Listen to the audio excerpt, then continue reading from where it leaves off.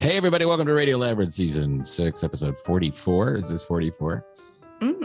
It is 44. I believe it is. I see everybody out there. I see Gina and Donna and Timmy and Carlos. And oh, wait a minute. It's not Romper Room. You didn't have Romper Room growing up, did you?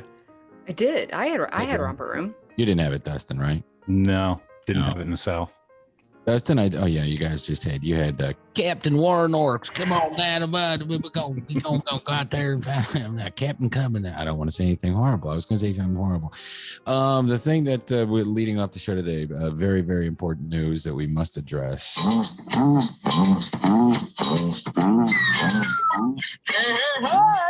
He's free at last. Free at last. Free at last. Bill Cosby, free at last, right? Who wants a drink? Steph, you wanna come to his room for a glass of water? I don't think that he's got it in him anymore. I don't think. Well, maybe prison cured him of that, right? Don't take any of his toilet Merlot. Let me eat some toilet. I can't do a Bill. I've never been able to do Bill Cosby impression. Terrible. So, listen, we have some really big news. You guys have been kicking ass doing the interviews. You got Jesse. How do you say his last name? Lipscombe. Yeah. Lipscombe, yeah. You guys, he was on the show Black Summer, which is on Netflix, and there's 2 seasons? Zombie show. Yep. Yes, and Steph was offering to jack him to the max. Is that what we're talking about? No. Shut up and listen. Tim. I was just hoping that I wouldn't screw it up. And you guys did a great job. You guys did an awesome job. Yeah, Jeff is. I will say this. Jeff is a kick-ass co-interviewer. Yeah. He doesn't step on your shit, and he we worked it out ahead of time where we just kind of go back and forth. Mm-hmm. And I hope he feels the same way about me. I try not to step on him and let him say what he wanted to say. I like being stepped on.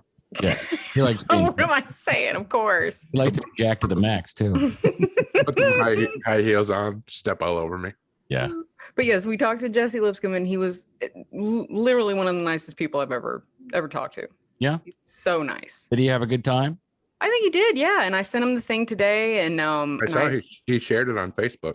Oh, good. Yeah, and I told him, thank you so much, and we really appreciated it. And he was like, "Thank you guys for caring. It meant a lot to me." Good job getting these interviews. You guys are kicking ass. I haven't been doing jack shit with the interviews. Well, you got this. You got the sun. Yes, and I do. Yes. And I feel. It seems like you're now. Like at first, you were unsure of your role, like what it was that you were now, and now you seem to really be in total dad mode. Like you're a dad. Yeah. Well, I guess I don't know. I was putting on that dad bod, and now I've cut out bread and most sugar. But for the last couple of months, I've just been eating fast food and donuts and drive-throughs and just tons of shit. So next week, Radio Labyrinth presents another interview with Jeff and Steph with the star and creator of FX's Mr. Inbetween, Scott Ryan. Yeah, he was awesome. Yeah, this was like one of those, we were doing it at 7 a.m. because it was 9 p.m. for him. Mm-hmm. And I tested my computer the night before. I got up at 4:30 in the morning Sunday, made sure everything was going. I go to sit down for us to start this shit. All my shit's fucked. Oh no. It's all fucked up. And I'm going, no, help me. And he comes in here and he's like, what the? He's like, okay, all right, well, you get to reboot. I mean, that's all there is to it. I don't know what's going on, but there's something wrong. So, and these guys were like, just calm down. Just calm down. I rebooted and they were just like texting me, telling me, it's cool. don't worry about it. It's gonna be all right. And then Dustin sent out the invite like as soon as I got my shit back up. And then he was late. So it worked out for the best. That's great. Yeah. Personal note, I guess you, I don't know if you guys all watched Justified, but I didn't watch the first episode of Deadwood maybe or not, but I didn't know that Damon Harriman was Australian. Me either. I didn't know that till the show. I thought he was a redneck, but a Southern guy, but I did not know that. Did you know, Jeff, that he was Australian? Not until Mr. Inbetween came out, and then I found out. That first scene in Deadwood, right? He's in the very first scene when they're leaving wherever they're from. Bullock and what's his name, Starr, are leaving, and they got to serve justice on Damon Harriman's character, so they hang him. And they tell my sister that I love her. And he's such a different character on Mr. Inbetween than he is on as the tweaking fool on Justified. And then Charlie Manson, he did a great job too. Yeah, that's right. He did do a great job as Charlie Manson. Listen, I forgot about that. The interview that you guys did with Scott Ryan, I can't wait to hear that. I got into the show. I watched the entire first season and got halfway through the second season. And I don't know why I sat on it. It's a really, really good show. And it's only a half an hour. I mean, it's perfect. It's the perfect length for a show like that. It's jam-packed with story too. It's amazing what he accomplishes in that half hour. Right. Yeah. These hour-long dramas can't even pull it off a lot of times. No, because there's too much fluff in it. Well, Jeff and I think we were both pretty much over the moon because he genuinely enjoyed talking to us. And he wanted to keep talking to us. And then I was just like, oh. Was he in his car? Yes, he was in his car. I've been editing. Yeah, he's definitely in his car. Wow. Did he say something to the effect of, no, let's keep going. Let's not rap like you guys tried to rap. When the time was up, we were like, all right, well, we're wrapping up. And he was like, no, I can answer more questions. I got plenty of time. What an awesome dude. So yeah, he was very cool. I hope everybody likes it. I feel like, because I've looked around, I think we got the most in-depth interview that anybody's ever done with him. Really? Because they almost always ask him the same crap about the magician, about how long nobody wanted you to play this character, blah, blah, blah, blah. So I purposely, and I think Jeff did too, we didn't ask him any of that shit. We tried to ask him all deep cut fan stuff. Nice. Yeah. Well, good, man. I'm jealous. I overslept. I was going to jump on. You eat me. Well, maybe we'll get him back again. Who knows? Mm-hmm. You like my virtual background? What is that? Is that Cosby? It's Cos as Adabisi from the TV show Oz. If you had HBO in the late '90s. Is it wrong to say that I don't care either way? I don't either. I don't care that he's out. I don't care that he was in. I don't care. I like reading the reactions on Twitter about it. Felicia Rashad was pretty happy. I saw that. You know what? And if Felicia Rashad, I don't know. I kind of like what she had to say. She's friends with him and she knows him. And I think a lot of it might've been pylon. I don't, but I don't know. And I don't care. I want as soon as I heard, but I know as soon as I heard today that he was getting out, I was like, no, not because I care, because I know everybody's going to start arguing about it. Right. I mean, that's all I cared about. I'm like, God, Jesus Christ, this is just something else for everybody to fucking argue about. How about that? So anyway, well, great job. Everybody check those interviews out. They're on all of our, they're on YouTube where Dustin does a kick-ass job editing. Yeah. Putting all the videos out and adding a lot of flair and elan to them. And they're on all the RSS feeds that you subscribe to or whatever podcatcher you have. You can find it because I was able to post it. And that's that. So awesome. Keep them coming. I'm trying to get some lined up and hopefully get some done. We got other shit coming our way too. Jeff, don't we have a guest next week that's going to be on the actual show? The show? Yeah, Steph's out next week. She's going to the D. Yeah. How the hell is she supposed to get peace? I'm going to go swim on I-94. Are you going to get a Detroit Cookie Company cookie? I told her she had to bring us back some peanut butter volcanoes. I'm probably going to, I'll try to go over there. That's in Ferndale, but one of my main places that I've been wanting to go is this donut place that I follow on the gram. I think I got you following them, Tim. Yeah. So I've never been there. It's in Southfield. So that's one of my main places that I'm going to go to. Nice. If you go to Donut Dolly's in Marietta or in Atlanta off of God, what is it? Howell Mill. Yeah, they're putting a scoop of ice cream for the rest of the summer, and I mean you have to pay for it, but you can get a donut split in half. Scoop of ice cream. They look so good. Sounds good. But I'm not eating donuts for a while. Donut moratorium for me. I don't know. When you came over last time, it was a few weeks ago or whatever, you look very thin. So I don't know how you got fat so quick because you were very, very slim. I think it was. I have one of those shirts, the dad bod shirts you see advertised on Instagram. This hides your beer belly. I did buy a new shirt that I was going to wear tonight, and I forgot. Is it the Joanie Loves Fauci shirt? No, but I did do a doodle of Joanie Loves Fauci, and then I made a T-shirt out of it, and no one's bought it. But if you'd like to buy, you can buy it. I don't know. You can go to my Facebook and find a link for it. I need to set up a store because people ask me every once in a while how they can buy prints, and I always Google it, and it's like there's so many options, and I just can't figure it out. And I'm like, fuck it, I guess I'm not selling them. You know, if I have to do a lot of work, like Jeff, you said you should sell things as NFTs, and I know that. I go and look, and this is how you do it. I'm like, I can't figure this out until you get your assistant to do it for you. Who, Gil? He can't read yet. or lift anything, huh? Gil's busy quarterbacking for the Buffalo Bills. That's right. My child's gonna root for a football team I decide he's gonna root for. Caleb Synan's going to come next week. He's a comedian. He's been on Conan a couple times. He was on Bill Bird's The Ringers. Mm-hmm. I am mad that I'm going to miss that because I know Caleb. He was just a young little whippersnapper when I was giving my little shot at comedy back in the day.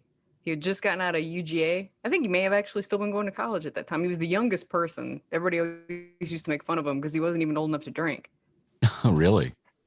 Yeah. He's funny. I watched the link that Jeff sent me of his stuff. He is a funny comedian. He is very funny. And he's just got like that kind of, you don't see it coming. No. Well, I read that Roseanne said he was terrible on Last Comic Standing, and she was serious about it, like to where she had to be reprimanded by the other comedians. Yeah, I didn't think he did. I've seen him funnier than he was on that show, but a lot of people are. It's like whatever you pick to do, sometimes it's not your best shit because you're thinking, I need to be this or I need to do that because it needs to be mass appeal. And maybe if you'd have just went the other way. Yeah. Well, we look forward to that. We don't like the fact that you're not going to be on the show, but, you're going up to the Detroit area to reconnect with friends and family, right? Oh, shut up. Going to Hardcore Pawn. Is that place still there? If only. I'm going to a wedding. Okay. My Aunt Lisa's wedding. And this is like the thing, and my mom wants me to go with her. It's going to this wedding with my mom, who she went to the bachelorette party the other day, and all she did was talk about all the penises at this bachelorette party and how upset she was about these penises. There were penises on the ceiling. There was a penis cake. They made her kiss a penis. They tried to tattoo a penis on her. She was very upset. So it's like every night in my house. Did she have to drink out of a penis straw? I don't think she would. And she's such a fuddy-duddy. Like, those parties or whatever anyway. But my mom, and what if someone sees a picture of me with these penises? And I'm like, it's over, Mom. It's over. Just leave it alone. They're not real dicks. I like it went around for a while. It was a GIF of this woman who had a cake, like a birthday cake or something, that had a dick on top of it. It was a cake, but there was the cake dick. And then when she touched it, like all this frosting shot out of the dick. Now that would have sent her to the hospital. I would be going to a funeral. That's jacking to the max. That's right. Jack to the max. Fuck up. I hate you guys.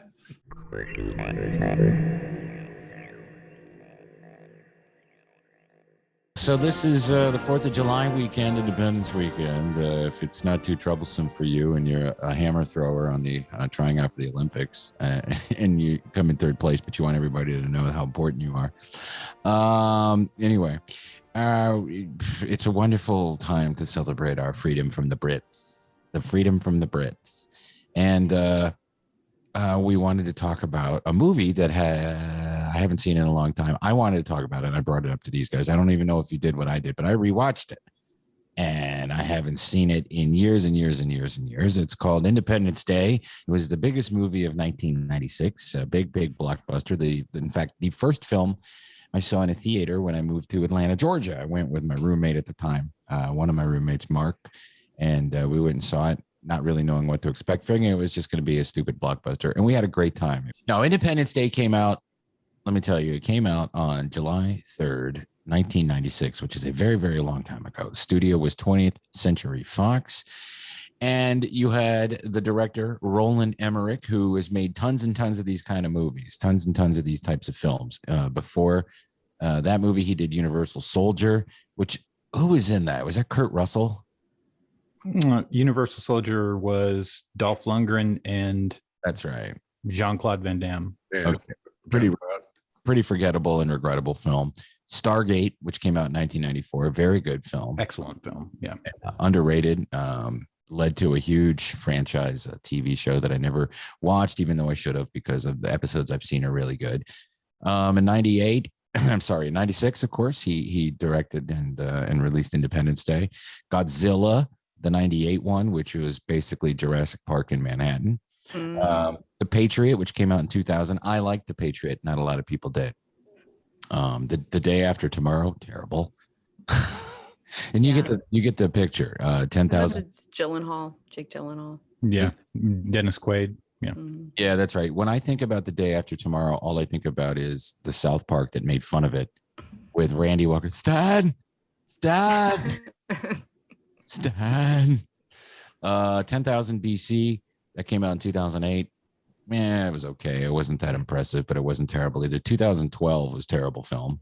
2009. White House Down, didn't see. Stonewall. Isn't that about the gay where they got the Stonewall bashed at the Stonewall? Yeah, haven't seen it, but and he also directed Midway, which came out in 2019, and a little film called Independence Day Resurgence, which came out in 2016, which we'll talk about at the end. Wow, what a horrible fucking movie. So again, it was the first rewatch I've done of this movie in a very long time, since the early 2000s. Maybe I had it on VHS after it came out because I liked it that much. But from the beginning, I'm not going to go scene for scene, as we're not that kind of show, and I frankly haven't prepared that much for it anyway. But let's break it down a minute at a time. Oh no, I don't want to. Let's say a countdown. Oh my gosh, I better go call my mother. The opening shot, I mean, it really grabs you. You see the moon, you see the flag on the moon that the astronauts left, the Apollo 11 crew, and then the noisy, because on the moon you would hear it. The spaceship passes over, the sand the moon dust starts to move around, the tracks disappear, and the shot pans up to reveal the Earth as it awaits his doom. Now, the thing I noticed is that it wasn't CGI. This is old school filmmaking. There might have been some CGI, I imagine there was, but it was 96, so maybe not as much as the 2016 version had. But it's using the models and using mats and stuff like that. So I really like seeing that in a way that's not terribly outdated or bad. Next, you see the prototypical science geek hearing the so they know there's something coming. It's the SETI, and they go into full gear. The scientists talk to other scientists. They wake up a guy. This better be a sexy lady. Blah blah blah blah blah. Stupid dialogue. Then they talk to the military, and you see Robert Loggia, who was one of my favorite actors, and of course he made an appearance in the 2016 one as a corpse. And then you had Dan, how do you say it, Lauria? Dan Lauria from The Wonder Years. He's in it. A lot of people in this movie that you recognize, and he gets on the horn to the Secretary of Defense, who then reaches out to the president, Thomas J. Whitmore, who's played by Bill Pullman. Yeah. Then we're off to Haiti. Not Tahiti, you moron. Oh yeah.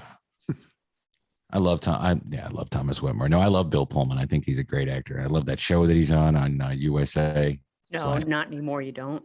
No, I don't. Last season was garbage. Yeah, the last season was garbage. Yeah, where he's following around the guy to see. It was terrible. Yeah, it was bad. I think we're gonna get back to the way we used to do it. I need to work on that impression. I think I could nail it if I began working on it. We should do make a series out of The Serpent and the Rainbow. Yes, that was a good movie. See, Bill Pullman, iconic actor. 2 80s movies where he's really in your face. That and that's the first. No, 3. Shit, what am I talking about? Spaceballs, definitely Spaceballs. 3 iconic Gen X 80s type films, and then he's in this playing the president, and you can tell it's the 90s because he is the dad president. He has a young. I mean, it's totally Bill Clinton-esque. You know, the young daughter, and then the first lady who's off doing first lady things. You know, but it really screams 90s to me. He's a Gulf War hero who became president, and I don't know. I mean, just all the little things in it that you see in the original film. And the wife, in the first lady, in that kicking bird. Mary McDonnell. Yeah, I'm sorry. She's President Rosalind from Battlestar Galactica. Thank you. Yes, she is. Yes. But yeah, she is kicking bird. Kicking bird. Isn't that funny in Dances with Wolves? He's out in the middle of the plains all by himself, and the only woman he finds to fuck is a white woman. He, you know, oh look, how lucky me! I got the white woman who was kidnapped. She was haggard looking. Well, until he cleaned her up. She was trying to kill herself when he found her. Really, I forgot about that part. What was she trying to kill herself with? She was in mourning because her husband died. Yeah, she was trying to use a rock. She was cutting her wrist, and then he brings her there. And he like brings her back to the Indian village, and they run up and yank her off the horse and make him leave. Oh yeah, okay. That is a great movie though. I love Dances with Wolves. Tatanka. Yeah, he is always interrupting him. They're having some dance in the middle of the night, and he shows up to tell him he saw a buffalo, and they almost kill him. No, Tatanka. I go like, well, here, have some sugar. So I'm not, like I said, I'm not going to belabor scene by scene by scene, but they do such a great job of establishing the characters. And with Will Smith, they establish his character. He wakes up, the aliens are landing, they're vibrating, the little kid. Okay, let's just do the cast real quick. Jeff Goldblum plays David Levinson, and he works at a cable company, even though he went to MIT and that MIT, and now you're installing cable. You have Bill Pullman playing President Thomas Whitmore, as we've already said. Will Smith is Captain Steve Hiller, who is a Marine, and he's a Marine pilot. And you have Vivica A. Fox plays his girlfriend, who is Jasmine Dubrow, who in the original is a stripper, but is a doctor. In the Resurgence. Yes. Yeah, that was amazing. I always thought that leap in she really took her education seriously after the world invasion. She sure did. Let's just talk about like just how hot she was at that time too. Holy shit, I forgot that. And then we saw her at Comic-Con. Me and you and Jeff, we all saw her at Comic-Con in Atlanta. Mm-hmm. Like what was it? 8 years Dragon ago? Con or Comic-Con? That was Wizard World Comic-Con. Is that the one where I saw Henry Winkler? Yeah. Yeah. God, that was like 10, 11 years ago. Whatever, but she was there. Yeah. Anyway, I'm sorry. I mean to derail. No, but she had that gold sweater on, you know, that 90s look with the frosted hair and the sleeveless. Yeah, she looked great. She looked great then. She's had a bunch of surgery since then. Now she looks like a cat. She does. She doesn't look like the poor British gentleman who turned himself into a Korean man. More on that later. She's one of those though. She could have just left it alone. She looked great. She did. She looked great on Curb Your Enthusiasm. Mm-hmm. Oh God, she was funny on there. Yeah, she's Leon's sister, right? Keep it at 83 degrees. So yeah, Mary McDonnell played Marilyn Whitmore, First Lady. He played Julius Levinson, who was somehow Jeffrey Goldblum's father, and he ended up living another 20 years, and he doesn't look any older than he did. Robert Loggia played General William Gray. Randy Quaid, not in the sequel. By the way, neither is Will Smith. Will Smith's character had died. He was supposed to be, but they wouldn't pay him. Sorry, Randy Quaid. He should have been in it too, but he was dead. So he played Russell Case. Margaret Collin, she played Constance Spano. She's the assistant to the president. She's not in the sequel. I like that character. I always thought it was, for some reason, Bonnie Hunt, but it's not Bonnie Hunt. James Reborn, who always played that kind of mid-level government official. I believe he was one of the dudes that chased the A-Team around, but I don't recall. Secretary of Defense. Harvey Firestein played Marty, Jeffrey Goldblum's co-worker. I need to call Dr. Katz for $300 an hour. He better be available. Brent Spiner, who's Dr. Brackish Okun, who I guess, was in a coma for 20 years because he's in the sequel. And that's how I explain it. He gets choked to death by one of these aliens, but he's just in a coma. We need to bring back Brent Spiner, whose character was actually enjoyable in the sequel. And he was the one that was going to be prime for that franchise that never happened because he was going to by the end of Resurgence. Yes. And we'll talk about that. I had no idea. And then Major Mitchell was a character played by Adam Baldwin, who is not in this movie. I suspect because he's conservative. But I don't know. I always have these conspiracy things going on in my head, but he's not in it, oddly enough. And he was a major character in the original. So, but again, to not just go scene by scene and all this stuff, Will Smith's character is established of who he is. And all the aliens are landing and everybody's doing the machinations. The government's this, the president's this, and everybody's fighting. What are we going to do? What are we going to do? Jeffrey Goldblum, David figures out that they're using our satellites against us, and I know it's not very good, Jeff Goldblum, but I'm working on it. It is a countdown, and I have to get to the White House. Yeah, so I'm gonna go to my dad's house and get his car, but they're gonna kill us. They're gonna blow us up. So we're gonna get out of the city. So he gets in the car with his dad and all that, and they go to Washington D.C. So I can see my ex-girlfriend who works for the president, who I punched once, but you punched the president? Why did you punch the president? When did you hit the president? Daddy wasn't the president yet. And so there's all the chaos going on. But Will Smith wakes up at Jasmine's house, Jasmine's little boy, who grows up to be the main guy, one of the main guys in the sequel. Sees the aliens, so he has to go to his Marine base, wherever that is in LA, and they're gonna launch against the alien ships and just blah blah blah, go into the whatever to fight them. His buddy, his partner, of course, is played by why can't I think of the name? Harry Connick Jr. There you go, Harry Connick Jr., who's really good. And this is when the movie really kicked in. Once Will Smith's character comes on, I'm like, oh my God, Will Smith is fucking great. Will Smith's character had the best dialogue. He had the best jokes. He was sarcastic. He was funny. And oh my God, Will Smith is an action hero. Who would have thought it? Will Smith, action hero. And this is the film that really established that, right? That he could be a lead in a movie, that he could be the really cool, awesome guy that everybody could look to. And I'm getting to a point with this. This film has all the boxes checked. Okay. And you know what I'm talking about? Like if you make a movie now, you'll have to check all the boxes and then tell everybody you checked all the boxes and then have everybody say, well, somebody complained about it. So listen, well, somebody hates this movie because somebody saw, blah, blah, blah. All that fake media stuff that's generated. This movie had all of that, and you didn't have social media to shove it down our throats. It was just a movie, and it had a good script, sort of, and it had a good director. And you know what I'm saying? No possibility.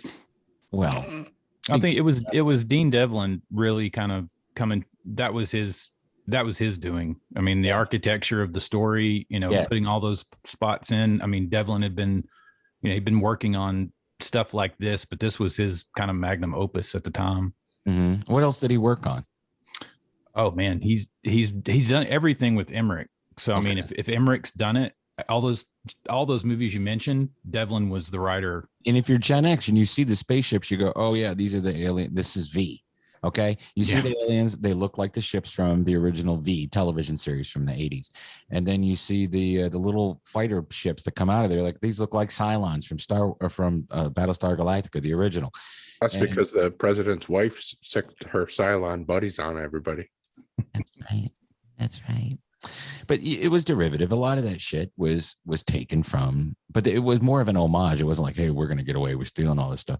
So I looked around online to see if there was some Easter eggs. And by the way, you guys jump in and interrupt me if you guys prepared anything or you want to talk about anything of this. So Jeff Goldblum, and we're skipping to the end here. Jeff Goldblum and Will Smith's character sneak onto the alien mothership in the spaceship that they found at Area 51. Well, they never told the president. And of course, there's a ship underneath the concrete at Area 51, and that's where you meet Brent Spiner's crazy doctor. Now, this was okay. Never mind. I'm not gonna make that joke. We'll get canceled. But you know where I'm going.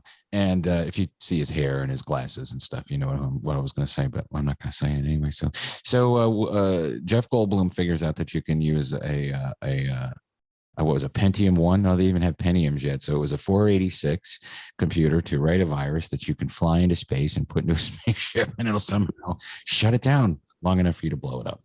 And they go up into the spaceship. But when they're trying to leave, you hear Jeffrey Goldblum's character go, must go faster, which is what he says in Jurassic Park. So there's tons of these little Easter eggs, homages, if you will, to the films that inspired them or the films that other people were in. And again, when they're on the spaceship, David Goldblum opens his computer and you see Good Morning Dave, which is Hal from 2001 A Space Odyssey. And you can find more of these at therichest.com. It holds the record for having the most miniatures. And like the White House that you see behind me, that was like a half scale miniature that they actually blew up. And now with all the computer animation, it'll probably hold the record forever. Yeah, you're right. Because no one does miniatures, and nobody's doing that anymore. Nobody's going to spend that money. Not in that way, anyway. But to think of a movie that was made 25 years ago by a guy who's made a bunch of movies that I don't really think hold up. Even some of them may. I don't know. I mean, I'm not particularly. I don't really care about any of his other movies. This movie to me, maybe it's the place and time. Maybe it's that I just moved to Atlanta. I don't know. Maybe because it was the 90s. But to me, it really has legs. I think I could watch it again in a year or two and still enjoy it as much. I just think everybody does such a good job, and I like the story, and I like the way it ends, and it's compact, and of course it's ridiculous. The plot is stupid. You're not going to fly up. You don't know how to fly an alien ship, but it's fun. And when you first hear Will Smith say, "Oh no, you did not shoot that green shit at me," that I was like, "Fuck." I laughed my ass off when he said that. And Harry Connick Jr. doing the Jesse Jackson, like the good Reverend said. I mean, it's a fantastic film. So do you remember the marketing campaign? No. It was like 2 years. Okay.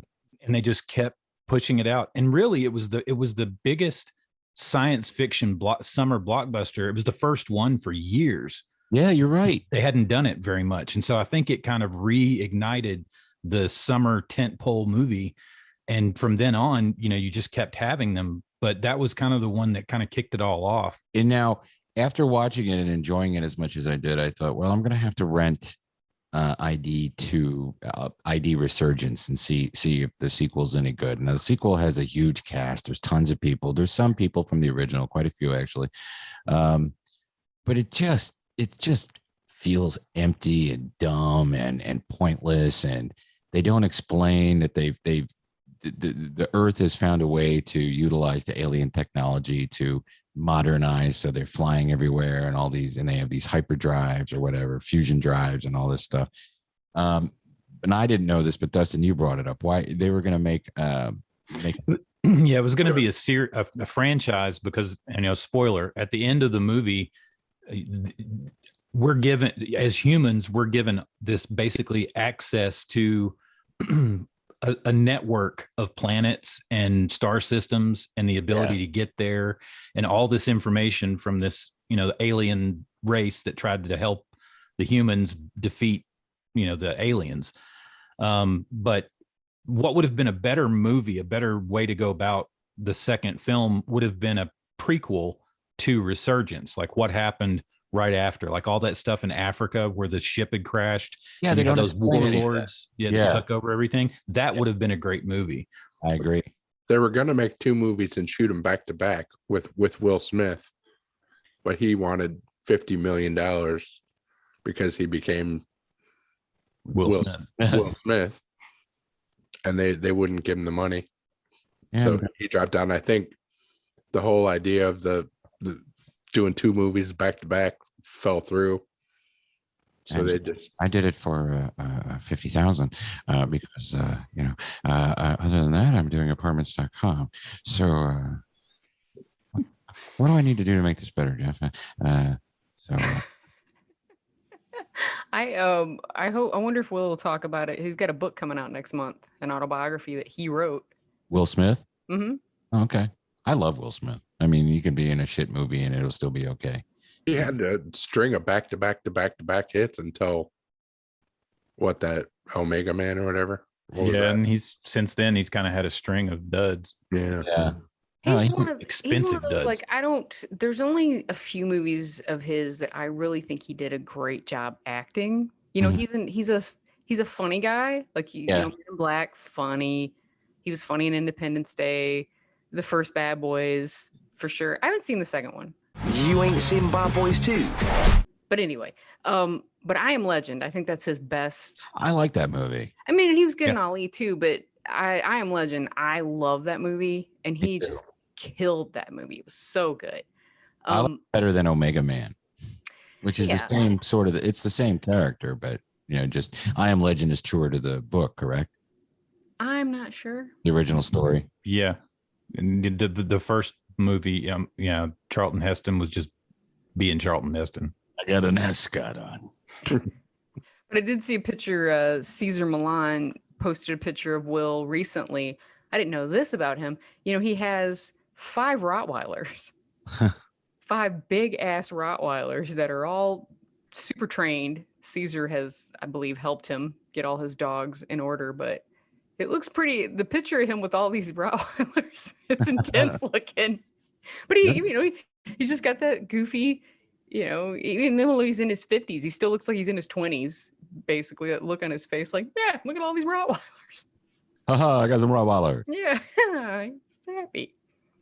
I really don't recommend Independence Day Resurgence, and it's a shame because that would have been a pretty interesting new sci-fi world universe to visit and to expand on and stuff. They'll probably bring it back because they do everything. They always have to go back to the well. But I couldn't get over the gravity stuff. It was just was ridiculous. I mean, there was.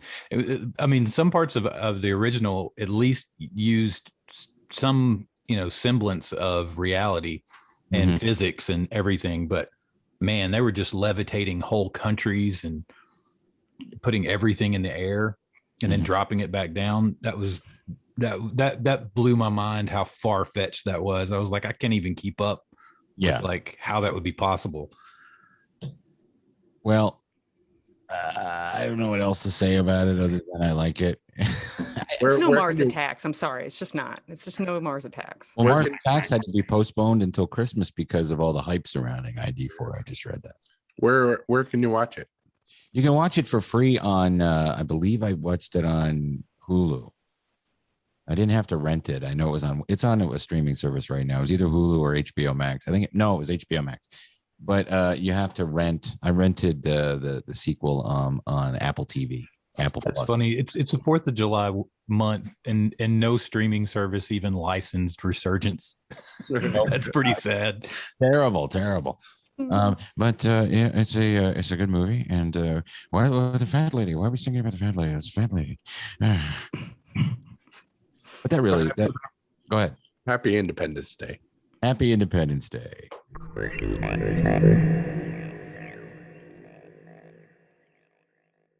And we're back. We are back. So I hope you enjoyed our rewatch. We're not the kind of people that do rewatches and then break down every minuscule thing of it, but I think we should do more of these. And if you do, and you're a listener or a viewer, just send us a message on one of our many social media platforms, whether it be YouTube, which is youtube.com/Radio Labyrinth podcast, or you could go to the Facebook page, which is Radio Labyrinth. Just put in Radio Labyrinth. But more fun you would have in the Radio Shack, which is where all the radios get together and chat about the show and post things. We really I want to be more interactive. I know I say this all the time, but I want to do more work. Bring in some of the things that are posted, because there's some funny shit posted in the Radio Shack. You guys are great, and I think it's funny. But post some suggestions if you'd like to hear us talk about a movie from, I don't know, let's say 90s and 2000s. What? No Porkies? Everybody's done those. Well, we could do 80s too, whatever. I just heard Quentin Tarantino starting a podcast where they talk about old movies. And wow, I haven't listened to his Joe Rogan episode yet. Yeah, that's where I heard it. Yeah, he was on What the Fuck too. Oh, he was this week? Yeah. What does he have, a book out or something? Yeah, he did the recently he put out the book for Once Upon a Time in Hollywood. He wrote the book for it, and it doesn't really have that good of reviews. They say it, his visual medium, he's a lot more in tune with that as opposed to his writing style. Okay. All right. Well, before we get to what everybody watched, the one thing that I think we all watched was the Many Saints of Newark trailer. Joe, you guys all get a chance to see that? Yep. Yeah, it looks good. Yeah, it does. It looks really, really good. And the one thing that bothers me is I'm trying to find out the cast. A lot of people are credited, but they don't tell you the names of their characters, and that's kind of bugging me. But I just wanted to talk about it really quick. I think that you hear at the beginning, you hear James Gandolfini speaking as Tony. Man, we had a code that we followed. Da, da, da, da. And it does sound a little bit like Michael Gandolfini is doing a very slight impression of his father, doesn't it? Because he doesn't sound like him, but it's in the things I've seen him act in, he doesn't sound like his dad, but it sounds like he's doing a James Gandolfini didn't sound like Tony Soprano. His regular voice, Tony Soprano, was like a character that he put on, and he had to work with a dialect coach to get that voice right. Really? I didn't know that. Yeah, he did kind of have like a pretty, not lame, but he had a pretty, regular voice. No, but I talk like this and calm, and he always sounded like he was crying. Come on, calm. But it sounded to me like, yeah, okay, so maybe Michael's doing the same thing, but just a little bit because he doesn't, it doesn't sound crazy. But he looks like him for sure. My God, he looks like a young Tony Soprano. All right, so you have the main characters in this movie. I believe are going to be Dickie Moltisanti, who is Christopher Moltisanti's dad, and somehow is Tony's uncle. That actor is Alessandro Nivola. Yeah, he was in Face Off. He was Nicolas Cage's brother in Face Off. Oh, and also Jurassic Park 3, which is a regrettable and forgettable. You have, I like how this article says, Bates Motel's Vera Farmiga. She's spending a lot more than that, which is a good show. But I mean, come on, she's in a franchise all of her own. The scary movies, the doll, Conjuring movies. Yeah.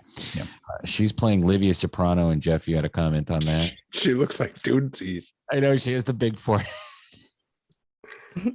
When I first saw the picture, I was like, what the fuck is Doonsies doing?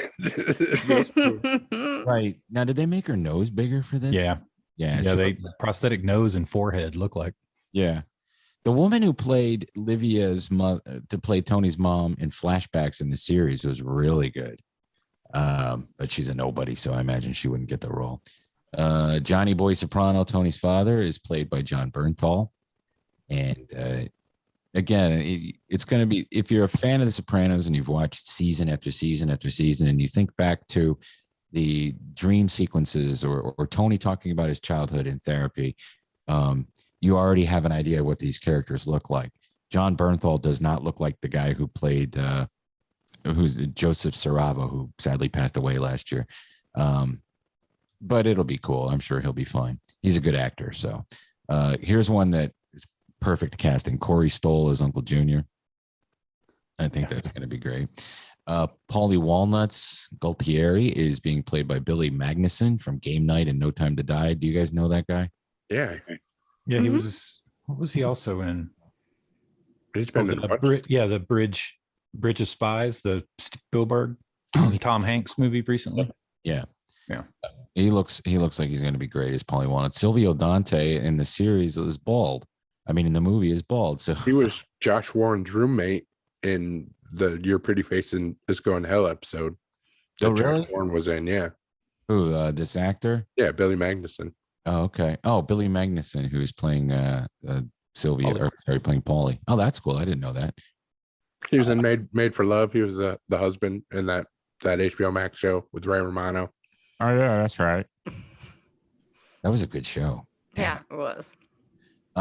So Sylvia Dante is played by the Umbrella Academy and Orange is the New Black's John Magaro. See, Big Pussy played by Samson. I can't say his name. Moakiola. Samson Moakiola. And then you have Harold McBrayer playing a character. Joey Diaz. Yeah, but they don't tell you who he's playing. No, yeah. He's probably but now who is Ray Liotta playing? They don't tell you who he's playing a guy that's addicted to cigarettes. I mean, from the trailer, he just kind of looked like someone he was like a higher up. He's a DeMeo family crime boss because the Sopranos family the actual name of that family is DeMeo, DIMEO. So I think that he's probably one of the last DeMeos. Who's playing young Jennifer Melfi? She's not in it. I'm over here in school. I'm in high school. That was funny. We were talking about it on the radio show today, the Von Hessler Doctrine, and I was doing a terrible Tony impression, but we were kind of making fun of it because Eric doesn't watch any of those movies. Eric Von Hessler doesn't watch The Sopranos. He doesn't even know what it's about. Really, he just thinks there's too much violence and murder in it. Okay, I guess, but it's broader than that. And Autumn started doing her impression of Lorraine Bracco. Oh God, I know it had to be killer. Well, I kept saying under my breath, she's not in it. She's in high school. She's in high school. And then finally Eric came back. Goes, all right. I told him what had gone on. He goes, all right, Autumn, do your thing. But it stems from when we saw her in 2003. We saw her on Broadway in The Graduate. She played, Mrs. Robinson. Yeah. And so you wait outside to get the autographs. Okay, this is the time, during intermission, I went out and had a cigarette, in the smoking area, and it was just me and her. And then Drea De Matteo comes out. She's with her mother and her father and her grandma. And I've told this on this story, probably on this show a million times. So that's when she's like, I wanted her autograph, and her mom goes, he wants your autograph. Get off the phone. She's like, I'm sorry. Okay, I'll sign it. No. So anyway, at the end, you wait outside of the theater, and the actors come out. And one of the first actors, and I can't remember his name, so I apologize. One of the first actors who passed away of COVID last year was in this play, and he comes out. And I got his autograph, and he rode his bike away. He was also on The Sopranos. He was dating Jennifer Melfi. She comes out, Lorraine Bracco, and I went to hand her a pen to sign my playbill, and she went, I have my own pen. And long story short, or short story long, there you go. But yeah, she's not in it. So, but it does look really, really good, and I can't wait to watch it. And speaking of The Sopranos, Talking Sopranos just starts season 6 Monday. So the countdown. I wonder if they'll keep going with talking about other things. You guys when still they run out of episodes? Yeah, there's what? How many? Well, there's 14 or so episodes, and it's a split season. Maybe more than that, like 16 episodes in that weird season 6. So they'll have plenty to talk about, but I would hate for it to end, because those guys are really good, and I think that they're fun. Michael Imperioli and what's his face? See, I'm tired. What's his face? And they need to just pick a new show to do after The Sopranos is done. They should start rewatching The Blue Wire. Bloods. They should do. Well, he's on that. Steven Sharippa. There we go. All right. So you guys want to talk about what we watched? Yeah. Okay.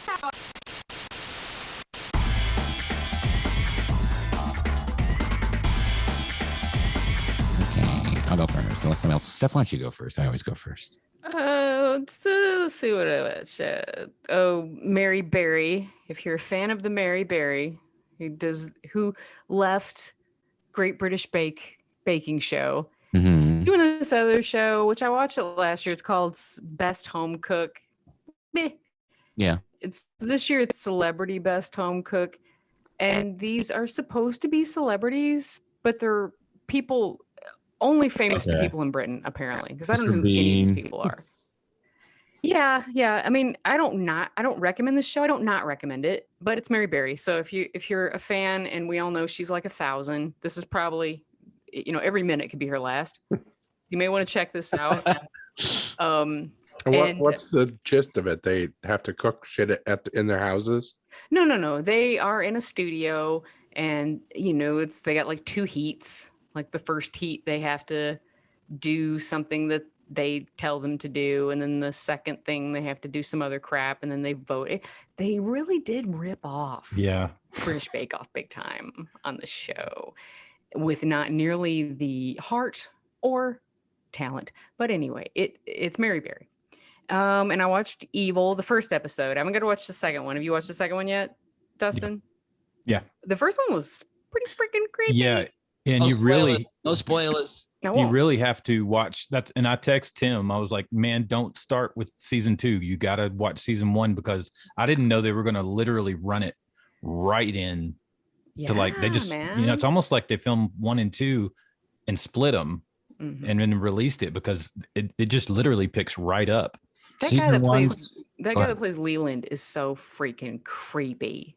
Oh yeah. Guy from Lost. Mm-hmm. Is he really? Okay, yeah, that's where he's from. Okay, yeah. I never watched Lost, but I knew his face.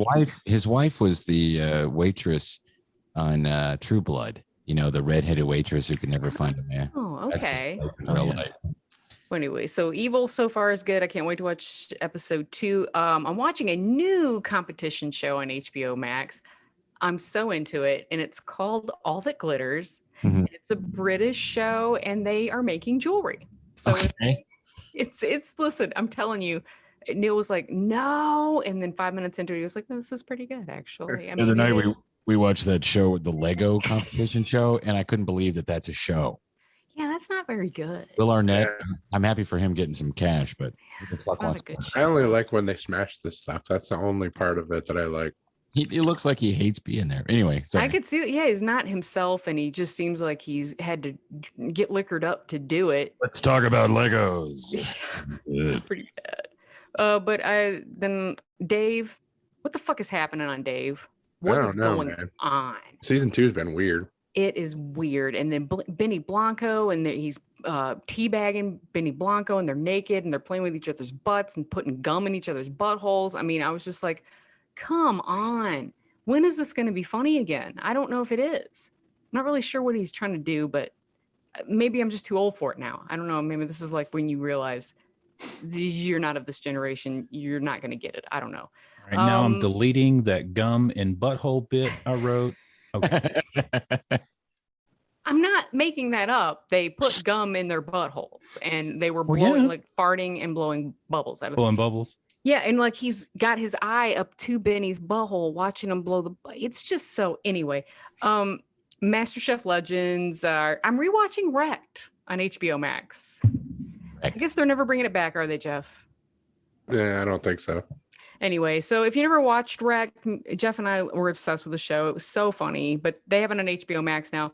Loki, I couldn't do it, guys. I hate this. Which episode? I'm with you. I'm not into it either. I hate mystery Loki lady. I hate the Loki lady. I don't like her. It just took me out of it totally.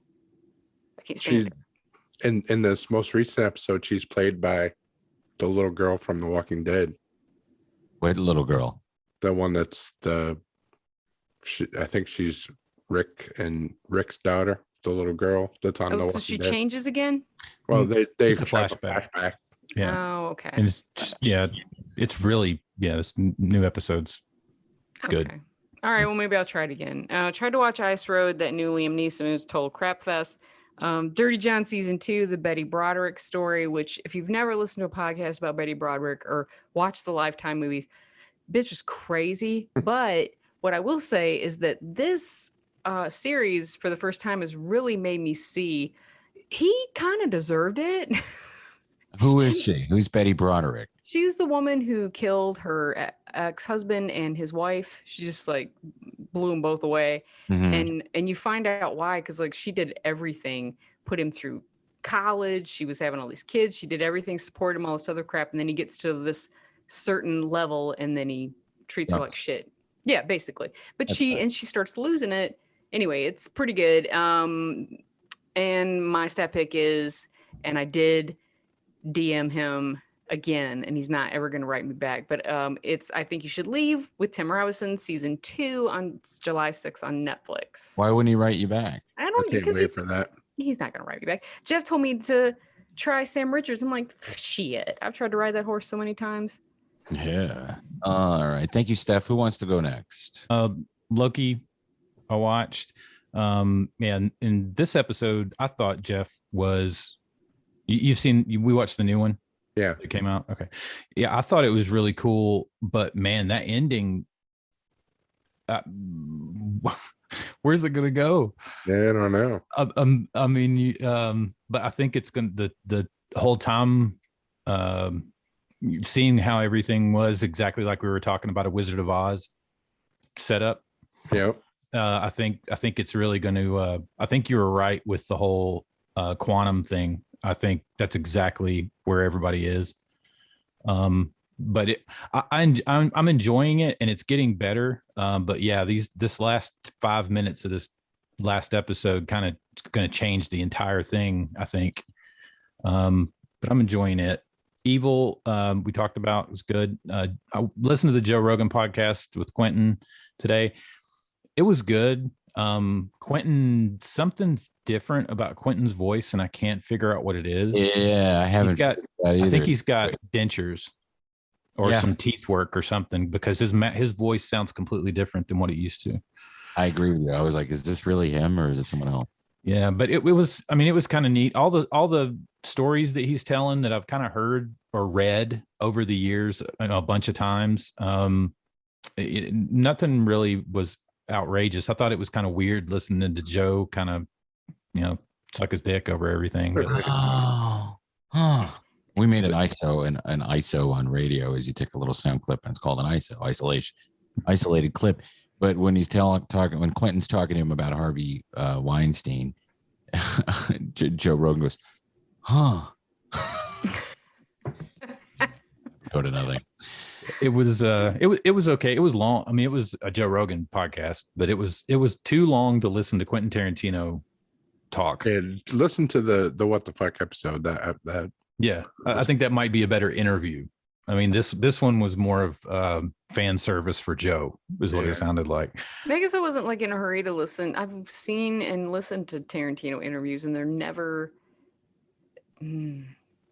Well, usually he's 90 miles a minute. He's coked up every time he's on an interview. But this one, I don't know, maybe he's just getting older, and he's trying to get out of the business. He's trying to retire with this last movie that he's going to make, but and trying to create an area for him that's this was my career and that's what it was, and now he's going to go into something else. But I really hope it's not writing, because that's not going to work, I don't think. I finished. I've never seen it. If you guys out there have never seen it, watch.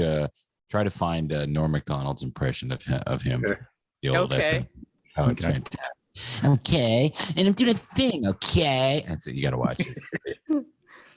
I finished The Outsider, listening to The Outsider with Stephen King. Mm-hmm. I enjoyed the book more than the show. I did too, story wise. Mm-hmm. But I did think they did a really good job, converting the story to a visual medium as opposed to some of his other stuff. And I gotta say, guys, Lisi's story to me is visually beautiful, but it's just I'm bored with it. I'm gonna push through, but it's chaotic. Yeah. And I'm behind on it. I need to watch a couple more. And my staff pick is the Tomorrow War. I'll watch anything with sci-fi and time travel. And I love time travel. I even watched that movie with Hugh Jackman where he Meg Ryan, is that what it was? Anyway, you know what I'm talking about? He was like a British naval officer and he shows up in the future. Never mind. Go ahead. Oh, The Fountain? No. The Fountain was weird. Yeah. But this is like some rom-com, but he's a time travel. But it's time travel, so I like time travel. Anyway, go ahead. That's your step pick. The Tomorrow War with Chris Pratt. That's on Prime, July 2nd. Yeah. I'm gonna watch it because I like him and I like Marilyn Rice Coob. I like how you say Chris Pratt. It's Pratt. Chris Pratt. Let's see. I watched Good Eats is back on regular Discovery Channel. They had it hidden behind their Discovery Plus, where Pickle won't share his freaking password. I'm sorry. My nephew ruined that for everyone. I don't even know what the password is, and he won't give it to me. So, but they had it hidden on that Discovery Plus, but now they're finally showing them on the regular Discovery. So I watched the first 2 episodes of that. Really good. I like Alton Brown. I watched the final Conan on TBS, which he kind of went out with a whimper, but he did a couple of good 2 weeks of shows with an audience at the Largo Theater for his final 2 weeks, and had a bunch of cameos and stuff. And Homer Simpson came out and animated and did a whole exit interview thing with him. It was really good. Was the Paul Rudd, Bill Hader, was that the last show, or was that the one? No, that was the second to last. That was funny. Yeah. That was really funny. What is going on with Barry, guys? Season 3 is coming out. Yeah, they're working on it. Oh, they are working on it. Mm-hmm. Okay. The dude, what's his name? The guy that we love, the bald guy with no eyebrows and stuff. He's doing commercials for HBO Max. Yeah. Oh, okay. And I see the commercials and I keep thinking, oh God, they're going to show, a preview or a teaser or something. And they'll tell us when Barry's coming back, but it's not. It's him doing a commercial for HBO Max, and it pisses me off every time. He's in that Kevin Hart movie. Yeah, I saw him in something else recently, and he looks like that all the time. Yeah. I was like, it really kind of takes you out anytime you see him. You're like, do you think oh, wow. he's alopecia? Is that what's going on? Is that what? I didn't know if it was something or if that was just the look he was going for. I think it's alopecia. Needs some Balta. Had a midnight oil look going on. Let's see. I watched the finale of Naked and Afraid on Discovery Channel. Also, that's like alone, but they're naked. Yeah, naked, and they're not alone. I'm afraid of mirrors. And let's see. Bill Burr was back on Conan O'Brien Needs a Friend this week. It was funny. I watched the Kiss Tree documentary, parts 1 and 2. Mm-hmm. So did I. I watched it. Yeah. You do a better Paul Stanley than Paul Stanley does. That's what people were saying. How could that be even possible when Paul is a real person and he has a real voice? So he sounds. You sound like Paul Stanley, like at the height of Kiss, like when Kiss was the biggest thing in the world. Mm-hmm. You know what I mean? That's what Paul Stanley sounded like. But he I guess he got old or something. I don't know. He doesn't sound like that anymore. Now I'm old. You sound more like him than he does. Well, that's good. Did you know that I was born without an ear? I did know that. But it was kind of weird because Ace and Peter Criss were left out of the whole documentary making. Right. And they still had to tell the story of what happened to them and, because they were part of Kiss for the first, however many years. Yeah, 15 years or so. So they had to be part of this documentary. They couldn't just leave them out like they tried to do with the Hall of Fame induction. Right. You know what I mean? Well, they had excerpts from different interviews. Yeah, that's what I was going to say. Was all that like 20 or 40-year-old footage they had to use? Yeah, well, and they had some more recent interview from podcasts and stuff like that. From stuff that they've done. And you feel bad for them. Yeah, but it looks like Peter Criss was a pain in the ass. Yeah, I mean, it's understandable why Kiss became just Gene and Paul, but you feel bad because they were the OGs, you know what I mean? Yeah. Well, Ace would get tired, and that's why, I don't think they hate him so much. They really don't like Peter Criss, and you can tell that they don't like him. Yeah. Well, because Peter Criss would side with Ace when they were fighting too. Yeah, but he also wanted money, and he would derail shows and act real petulant and stuff. I kind of get where they're coming from. I was mad when he left the band, and I was also mad when they took the makeup off. But I realized why they did. They had to be successful, and when all the hair bands started coming out, we had to end the excess. Yeah, they shouldn't have used "Lick It Up" to bring that out, though. That was remember the one video where they're walking terrible junkyard and stuff, and it's like it pans up on their face, and you're like, oh shit, who's that? Yeah. I can tell you guys when I was going to high school, it was very our principal was also the pastor of the church, and you know how lame Kiss was during the Lick It Up era, right? And we had like a dance, and somebody put Heaven's on Fire on the radio. Oh my God. You would have thought that the devil was coming up out of the floor with all of our souls. You just heard a scream whenever he just ripped it off of the damn record player. But I was like, and everybody's like, this is the lame Kiss. This is so lame. Yeah, it's totally that. And what's that other horrible Kiss song? The last hit they had. I can't remember. Anyway, go ahead, Jeff. Sorry. It was a well done documentary, and a lot of it read like a big commercial for their real farewell tour that's coming up that got postponed due to COVID or whatever. Yeah, that's right. We're doing a final tour, and then I'll be going out with my acoustic band that I worked with during the pandemic. Didn't you sing, Paul? Didn't you sing "I'll Still Be Loving You Forever"? Wasn't that you on the lead vocals on that song? Probably. I also did a jingle for Folgers, but the commercial never got picked up. I don't know why.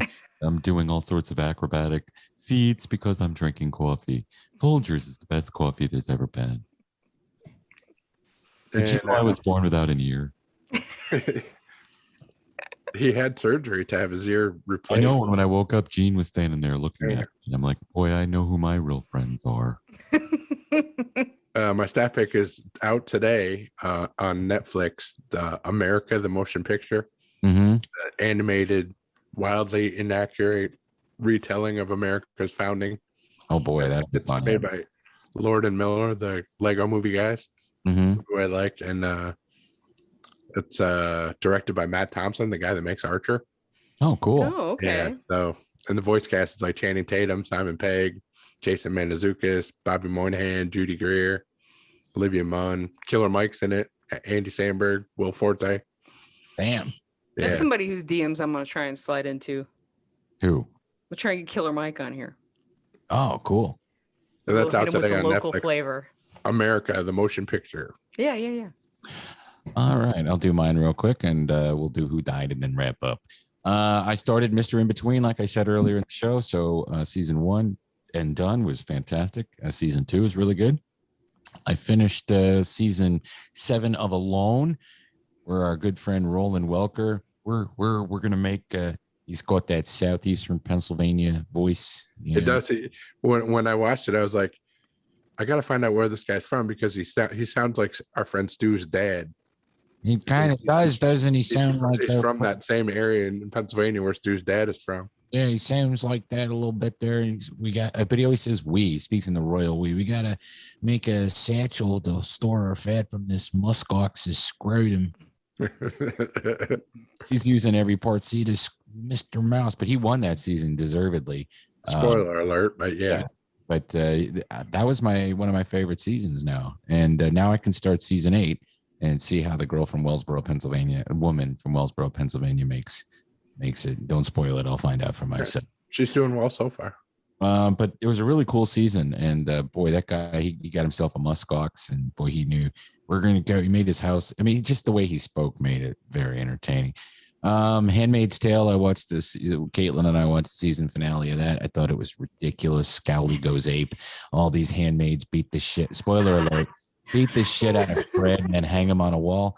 I realize what happened, but there's no way anybody would allow that to happen if they're trying to do governmental. I mean, it's just ridiculous and stupid. Well, obviously Serena is pregnant by the Canada guy. Clearly, that's what whole sideline is.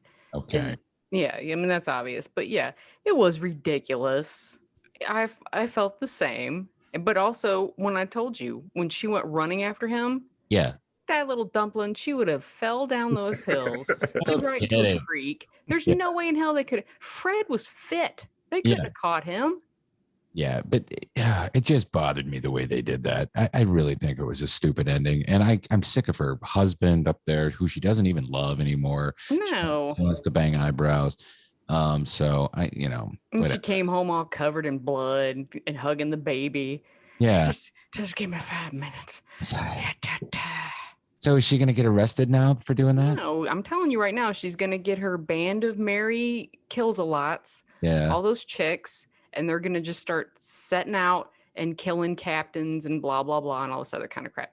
That's what they're going to do. It's going to be some revenge shit. Yeah, like I spit on your grave handmaids. Stupid. Anyway, I started watching Evil, and for a CBS show, it's pretty damn good. Yeah, man. I watched episodes 1 and 2. I think it's pretty interesting. Watched Biography, History Parts 1 and 2. And my staff pick is, before that, a new season of Below Deck Med started. So we watched that episode tonight. And staff pick Tarantino on Rogan. So if you're into Tarantino and Rogan. Listen to him on What the Fuck too, because that was good. Yes. And it won't take 10 hours like a Rogan podcast. Yeah, or 10 minutes skipping all the ads at the beginning. And that's you just got to fast forward through the first 10 minutes of any what the fuck episode, but then you're good. Hey, what the fuckers? We'd be so lucky if you had to fast forward through 5 of ours. We'd like or even 2.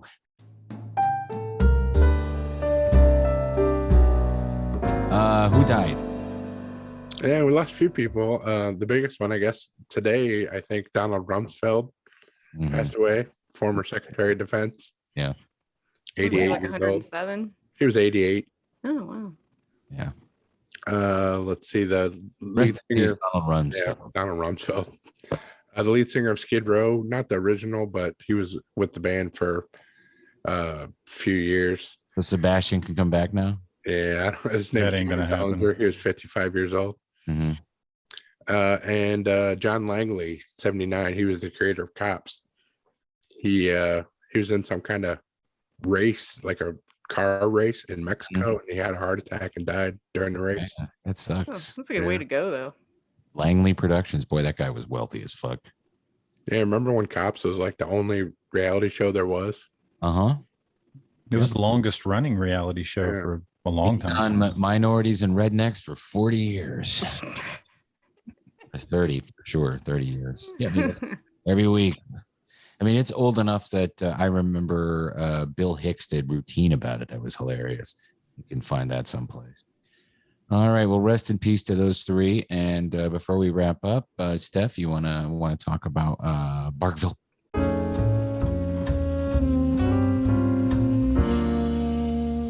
Yeah. Well, this 4th of July, you can come and kick it off with us early. We're going to be out at the Caffeine and Octane show at Perimeter Mall.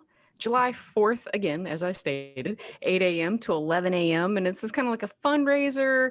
But, we got crap that we're selling to make money. But also we have dogs there that if you're interested in adopting or fostering, we should have a fair, I think we're going to have some puppies and all that. So stop by. Don't be shooting off fireworks around the dog. We'd appreciate it if you wouldn't, because they will run. They will run. You can stop by and see us. We'll be in the central lot near gate 3. And the show, I mean, if you haven't been, there's like 2,000 cars from classics to exotics. And best parking is right near Nordstrom. So I had a really good time last time. And that's why I was like, I'm going to do it again because I'm not fostering right now. And I got to do something, right? So anyway, oh yeah, they have awesome food trucks. And for your coffee drinkers, they have all kinds of coffee trucks. Oh. Yeah, because it's an early show. So yeah, there's a crepe truck. Last time it was like all these fancy crepes. People revving up the engines and stuff. No, not really. They don't. I mean, just here and there, just sporadically. You can, I mean, the baby is whatever. But like, there's lots of people that bring, I saw tons of 8-9 month olds and up. I mean, there was tons of kids there, and it's a very dog friendly event too. Lots of people bring their dogs and walk around. I mean, it's free. And if Crazy Vatos is going to be there again this week, they've got an ice cream that he painted up, and one of those old school ice cream bicycles where the guys used to sell ice cream out of. Yeah, he painted it with that same paint style of the car that he gave away. Oh no shit! I mean, I asked him if he was going to be there Sunday, and that was like a week and a half ago or something like that, 2 weeks ago. And he says that he wasn't sure if they were going to be there or not. So I said, well, if you are, I'll see you. Be out there. All right. Thank you very much. Everybody go out. You guys, thank you. And listen, check our channel on YouTube every single Wednesday for Radio Labyrinth Presents. It's going to be a fun interview, or it'll be something else. And then every Saturday, of course, YouTube, we drop our show right here for you. And that's the weekly show. Really setting into a good pattern. Guys, we will be able to go back into a studio after July 1st, but I don't see why we would want to now that we do this every week. You want to got to figure out a way to record it for video if we do. Yeah, what I'm saying, this seems to work okay. We don't have to go back. I'm just saying that they're going to be opening it up to that. But, I know Dustin doesn't want to drive in from. Yeah, I don't want to get shot. Every week. I don't want to talk. Yeah. I mean, I don't mind the drive. It's the figuring out how we're going to do the video that freaks me out. Right. I think I'll wait till they spend this new budget they got and get some cops to come back, and then I'll come down there. Yeah. No, don't worry about that. You're fine. We're going to try and do a live out of the studio recording with Dan Carroll coming up in the next couple months. So we'll try and figure out how to do the video for that. Maybe that'll spark something. We got the go ahead. And then, I think Chelsea Dubois and Brian are going to invite like everybody to this Halloween wedding of theirs. So that should be fun. I think it's outdoors. It's like in a field, a barn, awesome. And everybody's supposed to dress in costume. I can't wait for that. I will bring Gil and we will go as Mr. Master T. Blaster. Little T. Master Blaster. All right, you guys, this has been fun. Thank you guys for watching, and you can find all the links, Patreon if you're interested, and of course we have all that in here. And thank you to all of our sponsors, which are also in here, the commercials. So patronize them, Go faster. I got to work on all these impressions. I need some new ones. All right, until next time, please remember to keep it canon. Keep it canon. Keep it canon.